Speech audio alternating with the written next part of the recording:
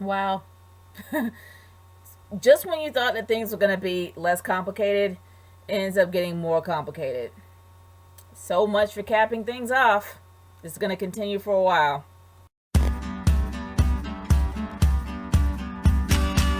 What up, guys? This is the Naturegirl 30 again, and this is Girl Meets Texas Part 2 review. Now, this didn't really have as many results as I thought it would be because, in my humble opinion, I really feel that this should have been a two-parter instead of a three-parter. But of course, since this show is popular, Disney's gonna drag it out as long as possible. But honestly, there were a few hits. There were a few really great moments, and then there were a few misses. Now, it was nice how everything was starting to come together a little bit, and you can actually tell the emotion with Riley. Even though Riley made the decision that she made in part one about Lucas being only brother and sister, you can tell that she's still struggling with it. She still has feelings for Lucas, but she's still trying to figure out exactly where she is and where she stands with him. But I will say this, at least Lucas kind of has an idea on how he feels about Riley. He straight up just says, what if I don't feel that way? And he was really confused because he started developing feelings for Riley. But of course, you develop feelings for somebody in a different state or in a different area outside of where you're at. But besides all that, it seems like Lucas is kind of, has an idea on where he stands with Riley. Like he actually starting to have feelings for Riley, but Riley is starting to take a step back and saying that, brother and sister thing. And honestly, that wasn't all that bad. That actually was pretty smart, and it seems like that she had her head together, but you can also tell that she's a bit conflicted, especially at the campfire, but I'll be getting to that. The one thing I loved is that they actually did have something for all the characters, especially with Farkle. Farkle was like, the typical New York guy, completely out of his element, never ate a piece of barbecue in his life until he came to Texas and he just devoured it, had all that barbecue on his face. I loved it. I loved that moment where Farkle was outside of his element. And I love the growth that Farkle is going through. And you wouldn't really think that this show would be more about Farkle, but in this episode, it kind of sort of was. But you can see that Riley is still struggling with her own personal feelings. But Farkle is kind of free from that, but he's actually going outside of his comfort zone and eating barbecue and enjoying himself, listening to country music and seeing the stars. Loved it. But I will say this. We all wanted to figure out, for those that actually cared about Zay's character, on who this Vanessa was. We had a chance to meet her in this episode. But the one problem is that it just fell flat. It really did. They could have made it up at the campfire, but they really didn't. The fact that you saw Vanessa at Chubby's and they actually had a chance to, somehow had a talk and talk the whole thing out or whatever, what have you. It was funny when they had the girls pretend to be the girlfriends. That was actually pretty funny. And especially how Maya was being controlling and how Riley wanted to be called Cotton Candy Face. I actually laughed when she said that. That was hilarious. I loved it. But it fell flat at the campfire. Now, the campfire was supposed to be the pinnacle, the apex of the actual episode, where all the feelings come together, everything comes out, and you would think there'll be some resolve moving on to part 3 and where they go from there. Nothing got resolved. It was really disappointing with the almost kiss that we had from Lucas and Maya. And you actually was like, okay. Because honestly, there was not really any connection with those two. There was connection moving from one episode to the next. But in my opinion, it was just a teaser.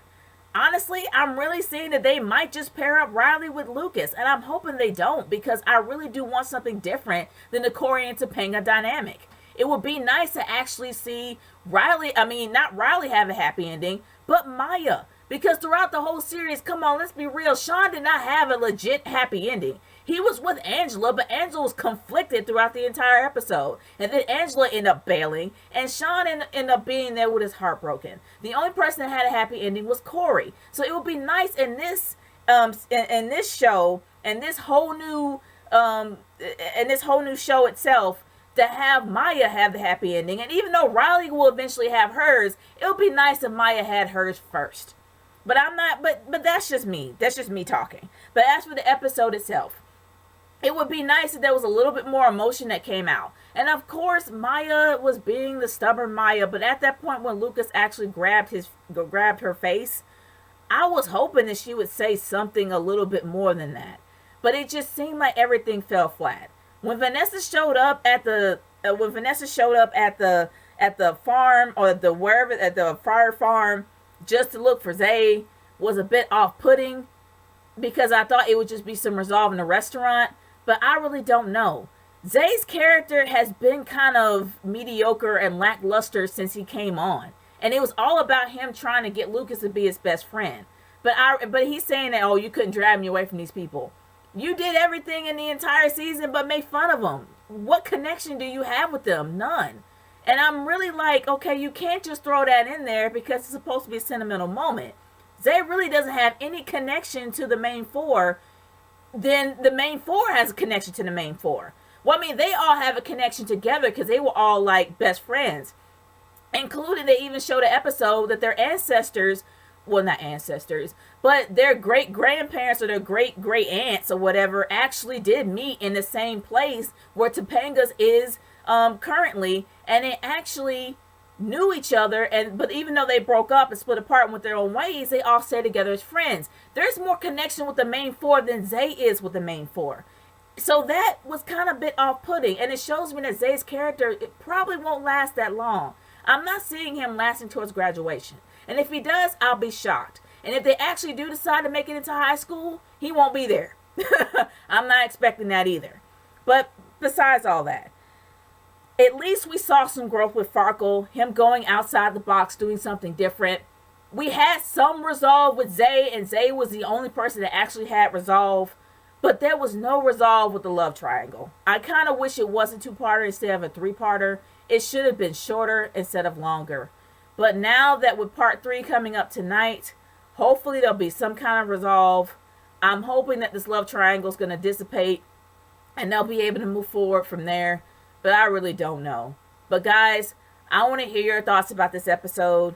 Leave a comment in the comment section below. I am curious to hear what you guys think about this episode. I'm hoping that some resolve will be actually, everything will come to a head in part 3. And things will kind of be pieced together. But honestly, I don't really see it happening. There's going to be a little bit more conflict. But I hope it's not going to be between the best friends, because that gets old quick. But anyway, it was a great episode. I did laugh at some of the funny points. There were misses where there should have been some hits, especially around the campfire, since that was supposed to be the pinnacle of the episode. But they kind of missed when it came to that. But hey, part 3 is on tonight. We'll see from there. Naturegirl 30 signing off. Peace out, guys. Later.